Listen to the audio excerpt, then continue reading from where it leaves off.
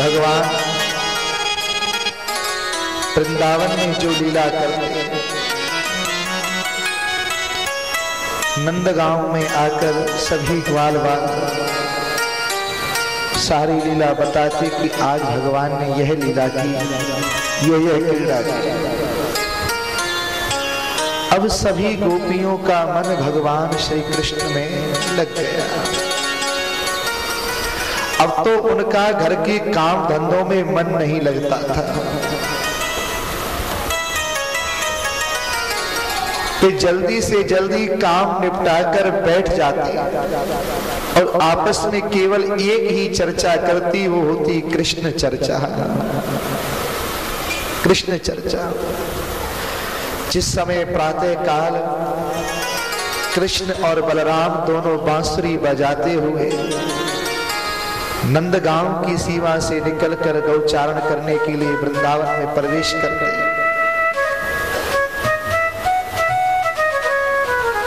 गोपियों का मन भी उन्हीं भगवान के साथ वहीं वन में चला जाता। उनका मन उनके पीछे पीछे चला जाता, मन रहता ही नहीं उनका। और उनका वह दिन बड़ा भारी बीतता। प्रतीक्षा करती कि सायंकाल कब आए, कब आए, कब आए और हम अपने श्याम सुंदर का दर्शन इस आंखों से करें। सारे सारे दिन निहारती कि मेरे श्याम सुंदर अभी लौट कर आ रहे होंगे, अभी लौट कर आ रहे होंगे। आज भगवान ने ये लीला की, आज वो लीला की। गोपियां बैठकर चर्चा कर रही हैं। अरे सखी, तुझे पता है कि आंख वालों के जीवन का लाभ क्या है? हाँ सखी बताओ। आंख वालों के जीवन का लाभ इसी में है कि वो भगवान श्री कृष्ण के दर्शन करें। किस छवि का दर्शन? कि अक्षणवतां फलमिदं न परं विदामः सख्या पशूननु विवेश शतुर्वयस्य वक्त्रं ब्रजेश सुतयोर्वेणुजुष्टं यरवानिपेतमनुरक्तकटाक्ष मोक्षम्। अरे सखी, हमने तो आंख वालों की जीवन की और इन आंखों की बस एक यही सफलता देखी है कि जब भगवान श्री कृष्ण और भगवान बलराम जी ये दोनों भाई बांसुरी बजाते हुए गौओं के आगे और गौओं और ग्वाल वाल उनके आसपास इर्द गिर्द हो और गौओं के मध्य में विराजित होकर बांसुरी बजाते हुए या वन के लिए जा रहे हो या वन से नंदगांव की सीमा में प्रवेश कर रहे हो, उस समय हम उनके दर्शन करें, उस छवि का दर्शन करें। हम तो आंखों की सफलता इसी में समझते हैं। अगर उसने इन नेत्रों से इन भगवान श्याम सुंदर के दर्शन कर लिए, फिर हे सखी, फिर क्या देखना बाकी रह जाता है? हाँ सखी, तुम बिल्कुल ठीक कहती हो। अरे जब हमारे श्याम सुंदर बांसुरी बजाते हैं तो सारा का सारा समा उस समय बंध जाता है। हमारे प्यारे जिस समय बांसुरी की तान अपने अधरों पर रखकर छेड़ते हैं, उस समय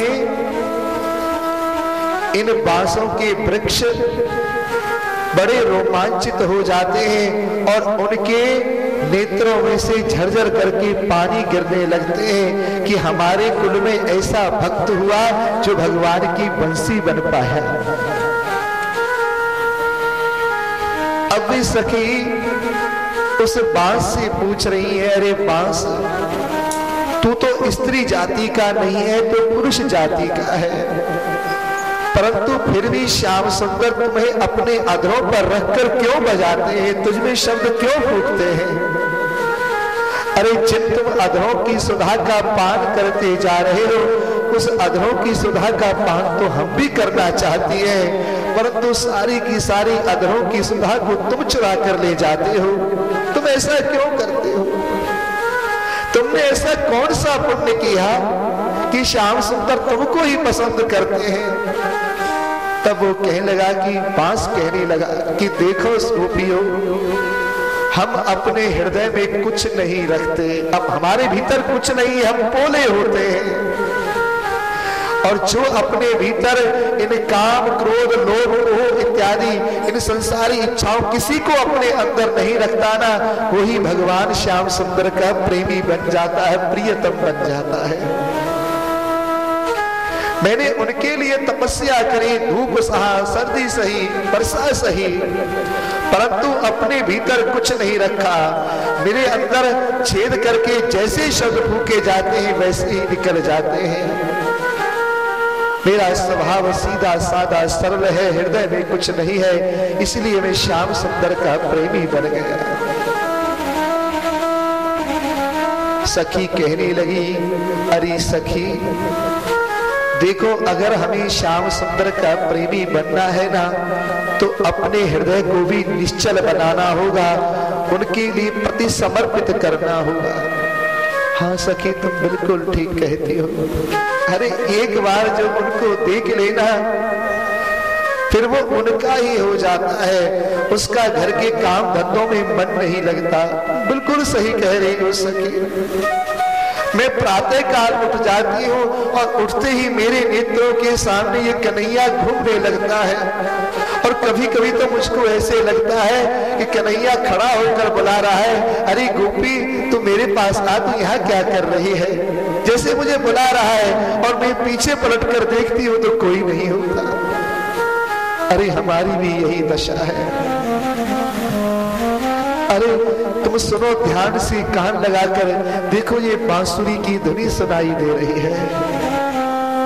हाँ सखी, देखो ये ध्वनि कितनी सुंदर है, ये हमारे चित्त को बरबस खींच रही है, और हमारा चित्त हमारे हाथ से निकल कर जा रहा है। हाँ गोपी, तुम बिल्कुल सही कह रही हो। अरे तुम देखो, गोपियों का मन भी भगवान कृष्ण के साथ वन में पहुंच गया। वो घर में बैठी हुई है, चर्चा कर रही है, परंतु मन कहाँ है? जहाँ श्याम सुंदर है, वो विहार कर रहे हैं, उनका मन वहां पहुंचा हुआ है। अरे सखी देखो तो सही, हमारी श्याम सुंदर जब अधरों पर बांसुरी के शब्द फूंकते हैं, तो उस समय इन मोरों की क्या विचित्र दशा हो जाती है, क्या विचित्र दशा हो जाती है। ये टकटकी लगाकर श्याम सुंदर की ओर देखने लगते हैं। हाँ तुम बिल्कुल सही कह रही हो। देखो तुम इन पशु पक्षियों को देखो, ये सबके सब चित्रवत खड़े रह जाते हैं, केवल श्याम सुंदर को निहारते हैं और अपने कानों को उस मुरली की स्वर में लगा देते हैं। हाँ सखी, तुम बिल्कुल ठीक कह रही हो। अरे ये तो हमारे वृंदावन के हैं, ये पक्षी इत्यादि। तुम इन अप्सराओं को नहीं देख रही कि जब हमारे श्याम सुंदर बांसुरी बजाते हैं, तो ये जो विमान में अप्सराएं बैठी होती हैं, वो इतनी मुग्ध हो जाती है कि उनके शरीर में से वस्त्र कब गिर जाता है उनको पता ही नहीं चलता, वो मदहोश हो जाती है। देखो देखो सखी, वो वस्त्र जो पड़ा हुआ है ना, वो यहाँ के वस्त्र नहीं है, वो देवांगनाओं के वस्त्र हैं। हाँ तुम बिल्कुल ठीक कहती हो। अरे सखी, वो बांसुरी की धुन सुनकर मूर्छित हो जाती है, इतना उनमें होता है कि मूर्छा आपको आ जाती है, और उनकी बेड़ी में से पुष्प अपने आप नीचे गिर जाते हैं, उनको होश ही नहीं रहता।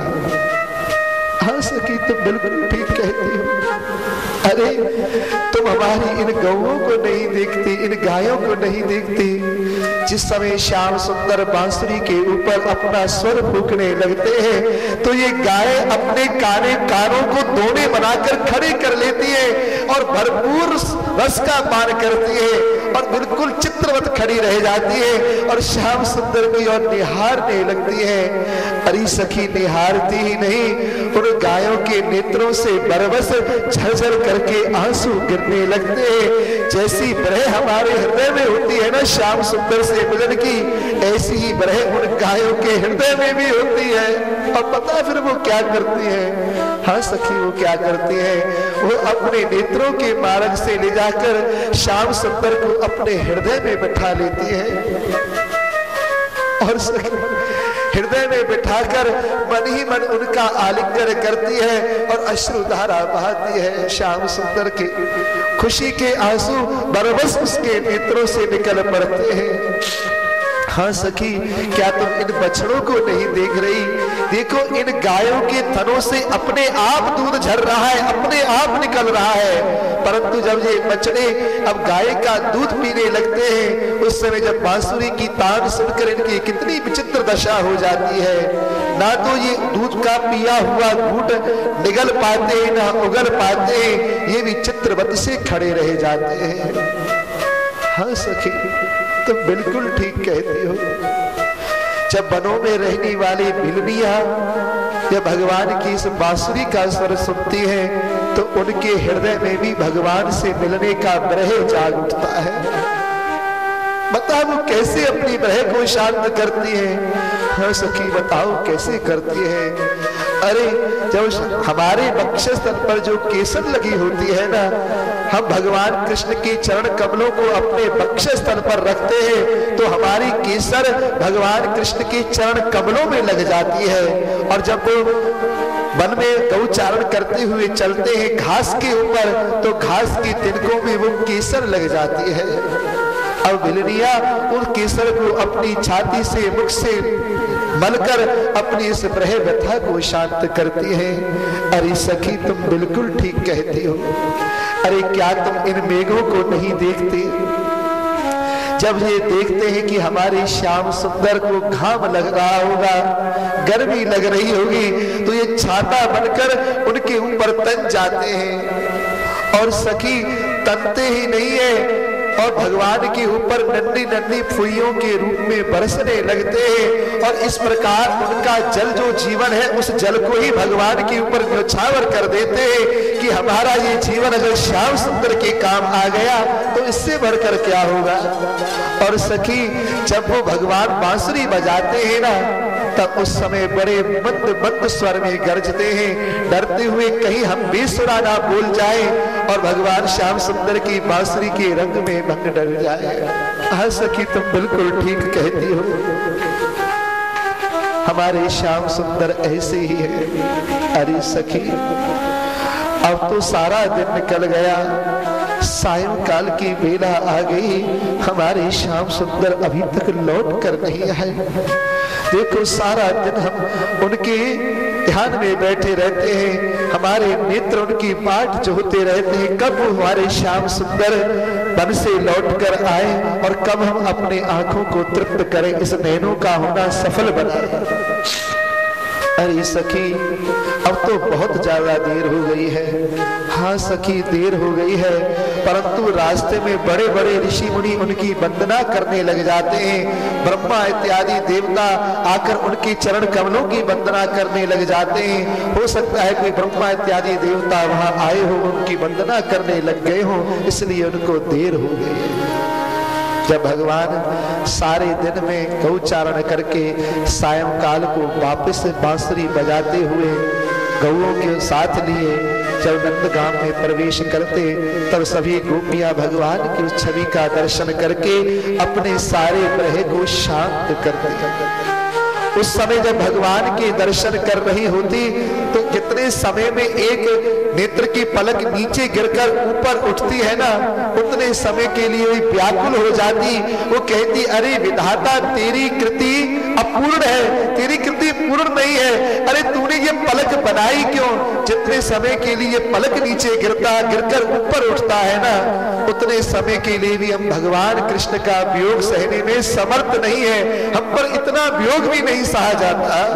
अरे तेरी कृति अपूर्ण है, उस विधाता ब्रह्मा को कोसने लगती है। और इस प्रकार भगवान के दर्शन करके अपनी ग्रह व्यथा को शांत करती और उन ग्वाल वालों से अपने बालकों से पूछती, आज कन्हैया ने कौन सी लीला की, आज श्याम सुंदर ने कौन सी लीला की।